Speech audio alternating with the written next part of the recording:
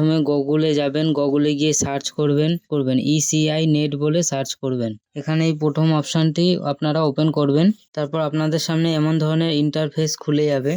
এখানে একটু স্ক্রোল করে নিচে চলে আসবেন। এখানে আপনারা দেখতে পাচ্ছেন ডাউনলোড ইলেকট্রাল পিডিএফ, এই অপশানটি আপনারা ওপেন করবেন। তারপর এইখানে বাঁদিকে এখানে আপনার স্টেটটি সিলেক্ট করবেন, কোন স্টেট, আপনার ওয়েস্ট বেঙ্গল স্টেট সিলেক্ট করবেন। এখানে দেখুন দেখিয়ে দিয়েছে 2026 এসআইআর ড্রাফট রোল বলে লেখা চলে এসছে, যেটি আগে ছিল না, এখন এটা নতুন আপডেট হয়ে গেছে। তারপর বন্ধুরা এখানে আপনারা আপনাদের ডিস্ট্রিক্ট সিলেক্ট করবেন, তার পাশে আপনাদের যে অ্যাসেম্বলিটি সেটিকে সিলেক্ট করবেন, ল্যাঙ্গুয়েজটাকে এখানে বাংলাতে সিলেক্ট করবেন।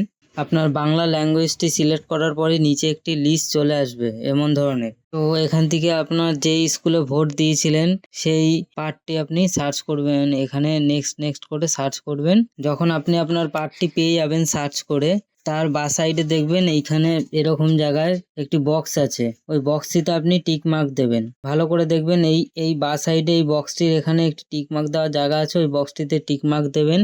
উপরে আপনার এখানে দেখবেন ক্যাপচার বসানোর একটি জায়গা আছে, এইখানে এই ক্যাপচারটি বসিয়ে দেবেন। ক্যাপচারটিকে ঠিক মতো বসিয়ে আপনার এই ডান দিকে নীল কালারের ডাউনলোড সিলেক্ট পিডিএফ অপশানটিতে চাপ দিলেই খসড়া লিস্ট পিডিএফ ভোটার তালিকাটি ডাউনলোড হয়ে যাবে।